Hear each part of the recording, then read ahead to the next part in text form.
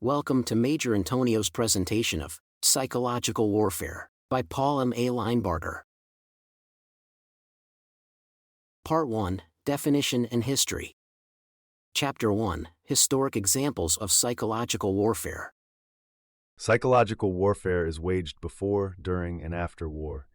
It is not waged against the opposing psychological warfare operators.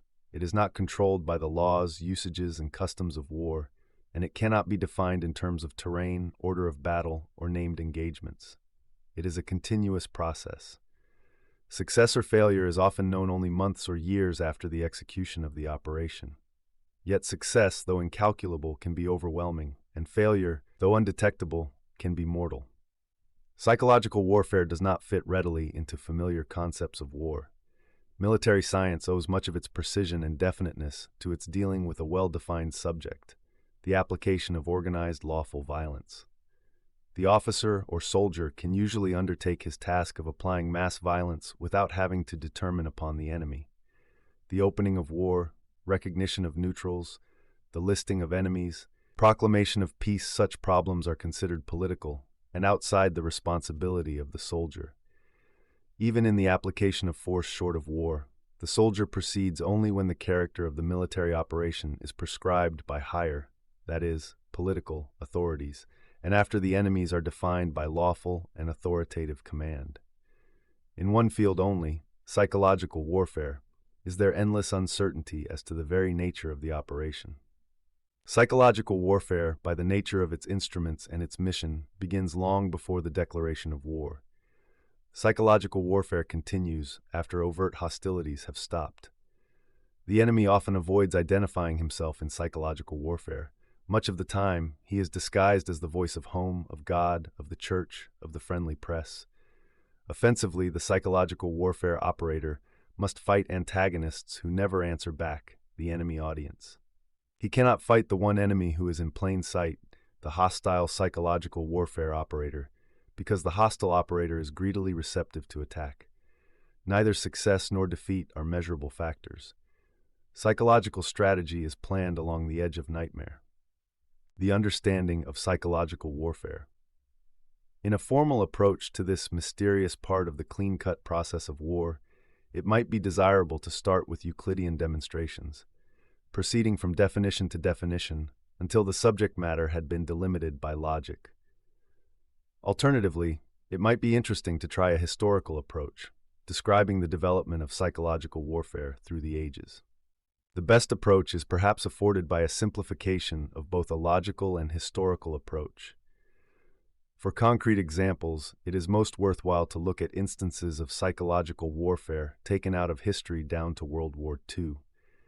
Then the definitions and working relationships can be traced and, with these in mind, a somewhat more detailed and critical appraisal of World Wars I and II, organizations and operations can be undertaken. If a historian or philosopher picks up this book, he will find much with which to quarrel, but for the survey of so hard to define a subject, this may be a forgivable fault. Psychological warfare and propaganda are each as old as mankind, but it has taken modern specialization to bring them into focus as separate subjects.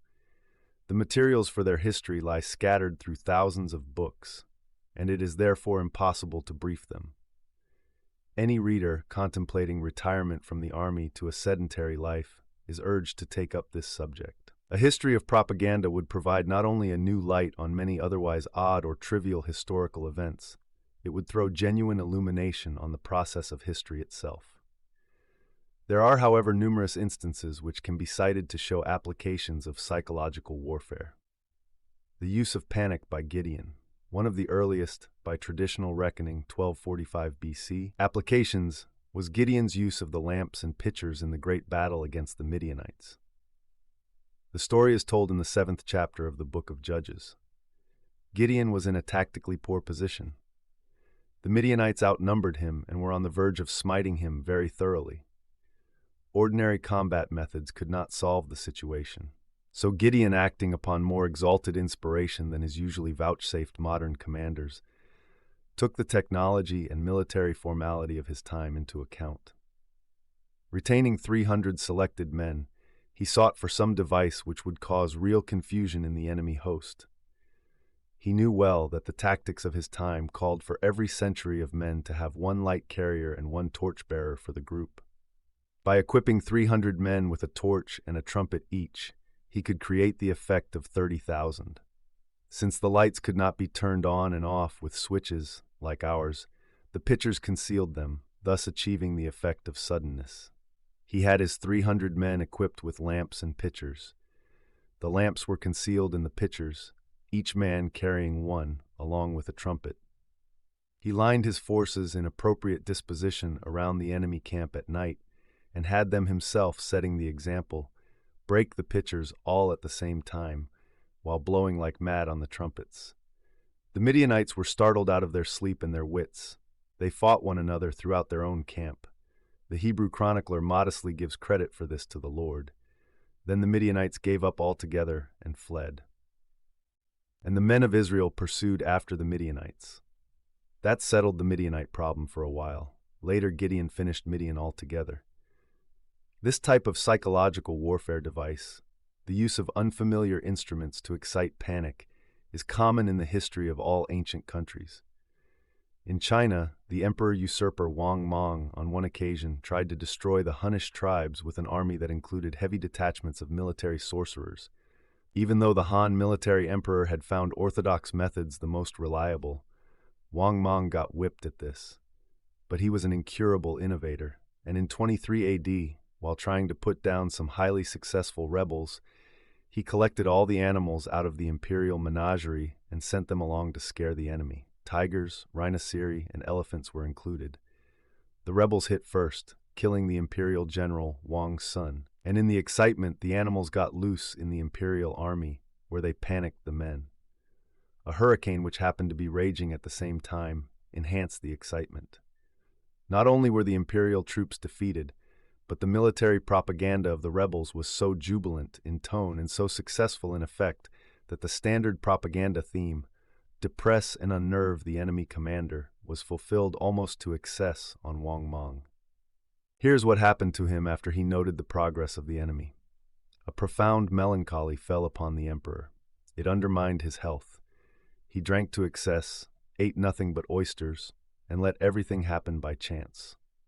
Unable to stretch out, he slept sitting up on a bench. Wang Mang was killed in the same year, and China remained without another economic New Deal until the time of Wang Anshi, AD 1021 to 1086, 1,000 years later. Better psychological warfare would have changed history. Field propaganda of the Athenians and the Han. A more successful application of psychological warfare is recorded in the writings of Herodotus, the Greek historian.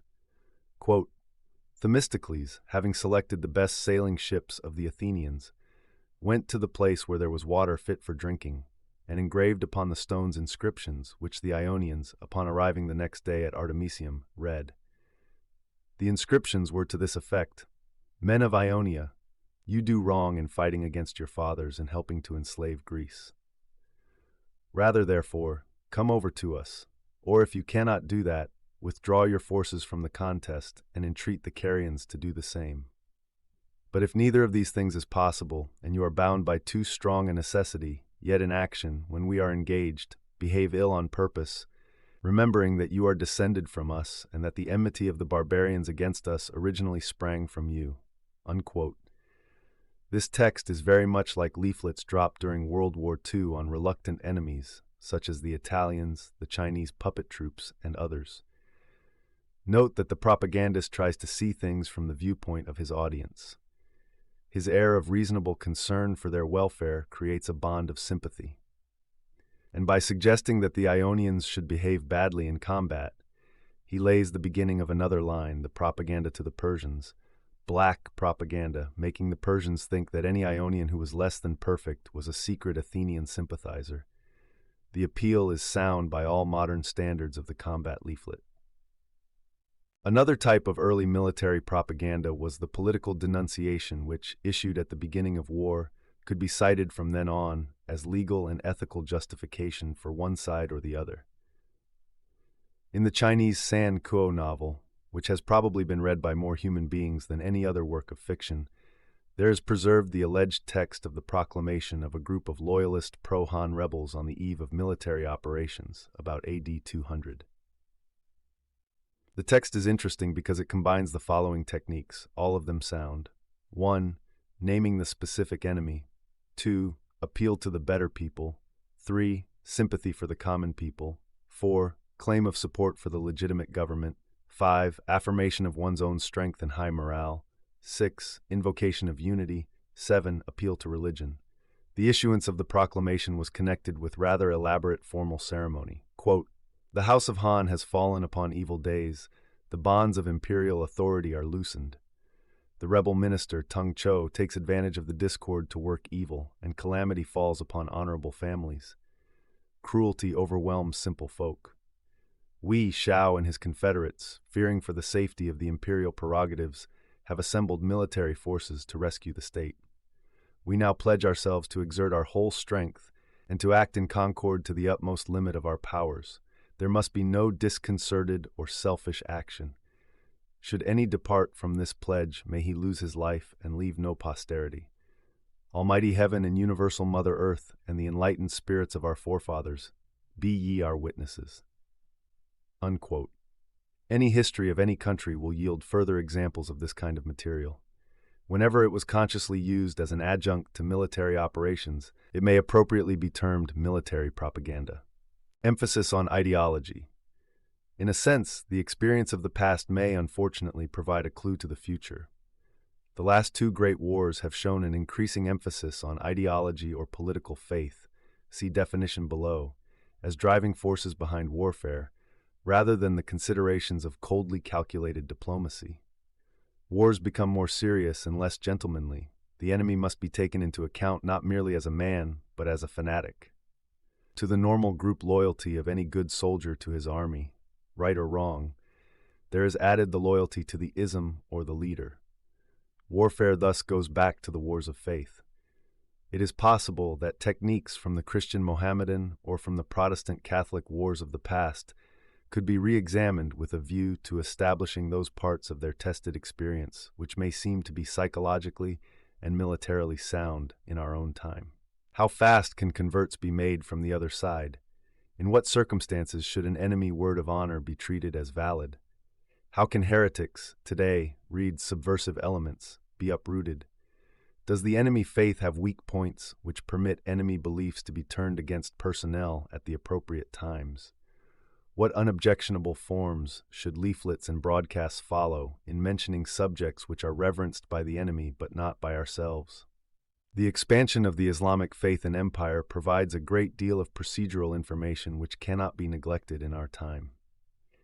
It has been said that men's faith should not be destroyed by violence, and that force alone is insufficient to change the minds of men. If this were true, it would mean that Germany can never be denazified, and that there is no hope that the democratic peoples captured by totalitarian powers can adjust themselves to their new overlords, or, if adjusted, can be converted back to free principles.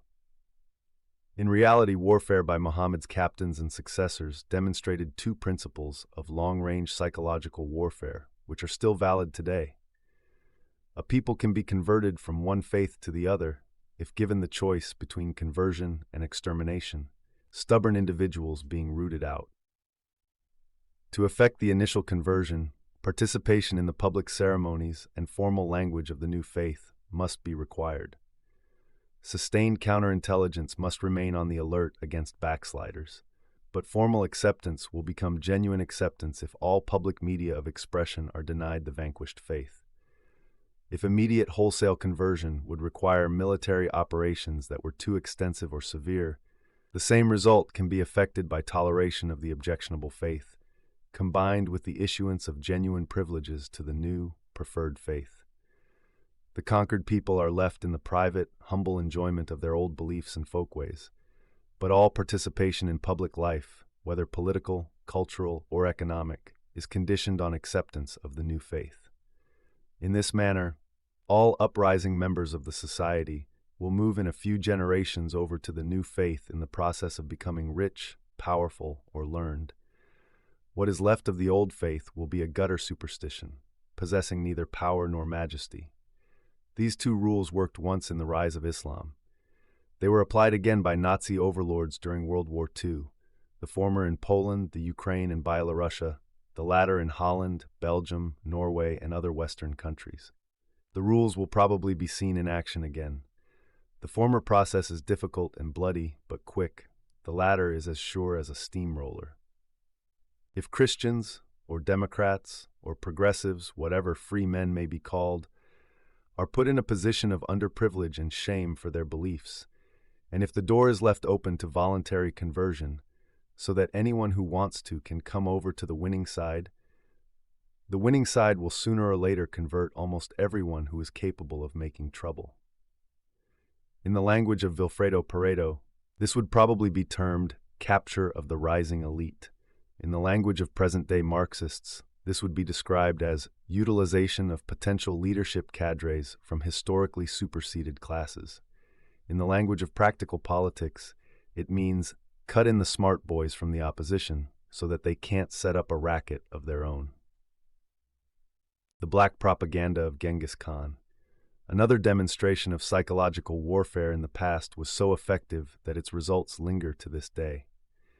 It is commonly thought that the greatest conqueror the world has seen, Temujin, the Genghis Khan, effected his Mongol conquests with limitless hordes of wild Tatar horsemen who flooded the world by weight of sheer numbers.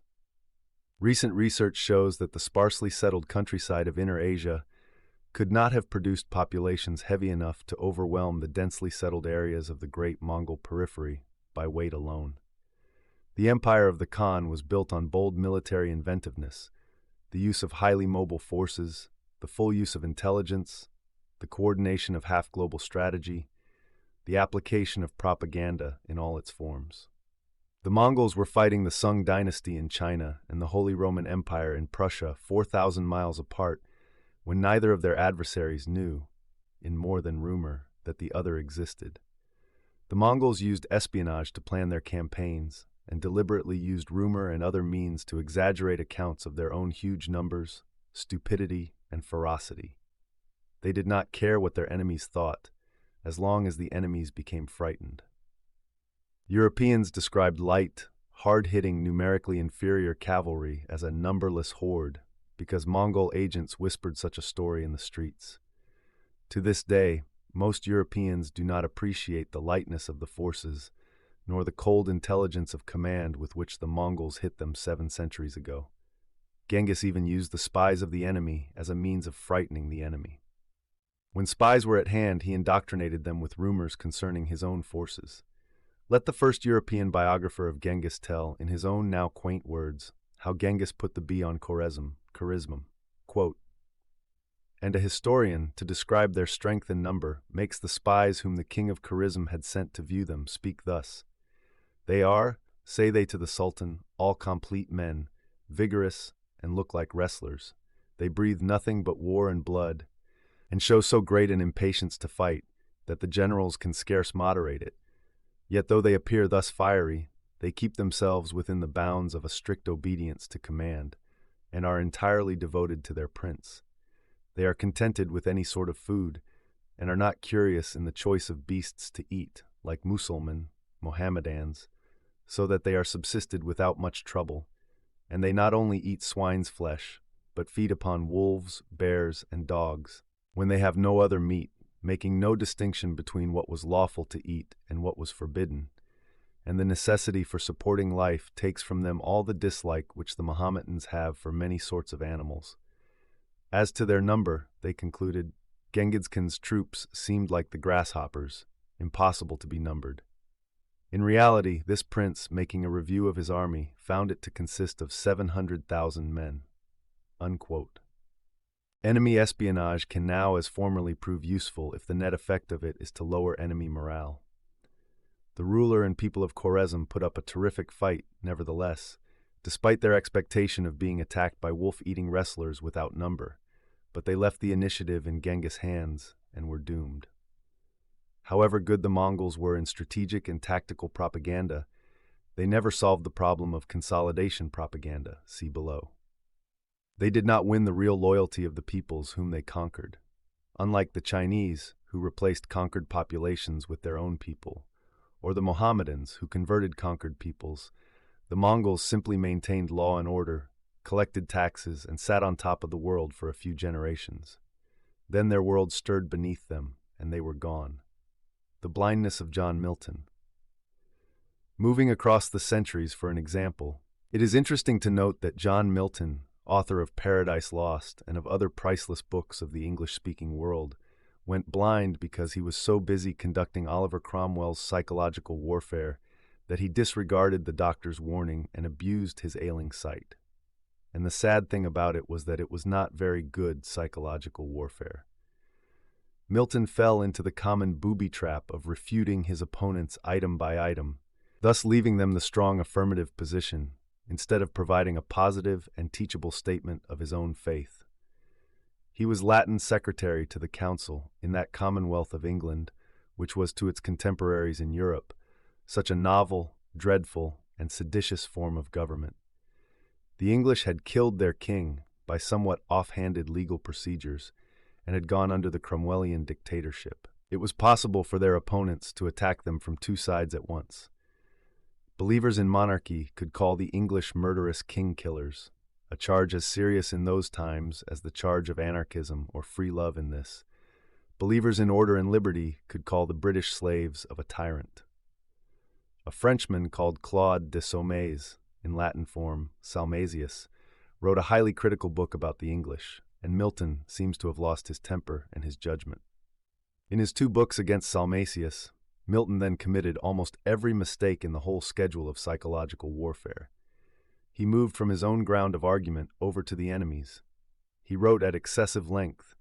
He indulged in some of the nastiest name-calling to be found in literature, and went into considerable detail to describe Salmasius in unattractive terms.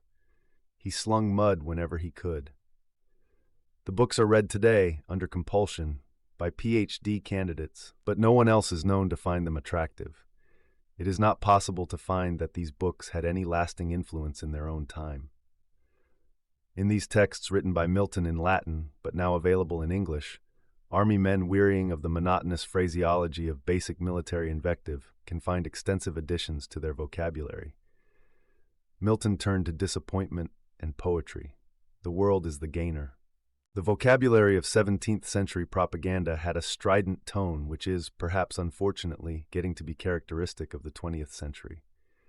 The following epithets sound like an American Legion description of communists or a communist description of the Polish Democrats. Yet they were applied in a book by a Lutheran to Quakers. The title of the tirade reads, in part, quote, "A description of the new Quakers, making known the sum of their manifold blasphemous opinions, dangerous practices, godless crimes, attempts to subvert civil government in the churches and in the community life of the world, together with their idiotic games, their laughable action and behavior, which is enough to make sober Christian persons breathless, and which is like death, and which can display the lazy, stinking cadaver of their fanatical doctrines." Unquote. In its first few pages, the book accuses the Quakers of obscenity, adultery, civil commotion, conspiracy, blasphemy, subversion, and lunacy. Milton was not out of fashion in applying bad manners to propaganda. It is merely regrettable that he did not transcend the frailties of his time. Other instances from history. Innumerable other instances of propaganda in warfare and diplomacy could be culled out of history. These would not mean much if they were presented as mere storytelling. The cultural factors would have to be figured out. The military situation would need to be appraised in realistic terms. The media available for psychological warfare would have to be charted pretty carefully before the instances would become usable examples. Here are some of the most promising topics. Naval psychological warfare techniques used by the Caribbean pirates to unnerve prospective victims. Cortez's use of horses as psychological disseminators of terror among the Aztecs, along with his exploitation of Mexican legends concerning the fair god. The failure of Turkish psychological warfare in the great campaigns of 1683, which left the issue one of purely physical means and cost Turkey the possible hegemony of Central Europe. The propaganda methods of the British East India Company in the conquest of India against overwhelming Indian numerical superiority. Edmund Taylor mentions these in his Richer by Asia. The preventive psychological warfare system set up by the Tokugawa shoguns after 1636, which bottled up the brains of the Japanese through more rigorous control than has ever been established elsewhere over civilized people. The field psychological warfare of the Manchus, who conquered China against odds running as much as 400 to 1 against them, and who used terror as a means of nullifying Chinese superiority. The propaganda of the European feudal classes against the peasant revolts, which identified the peasants with filth, anarchy, murder, and cruelty. The Inquisition considered as a psychological warfare facility of the Spanish Empire. The agitational practices of the French revolutionaries. Early uses of rockets and balloons for psychological effect. The beginnings of leaflet printing as an adjunct to field operations. Such a list just begins to touch on subjects which can and should be investigated, either as staff studies or by civilian historians.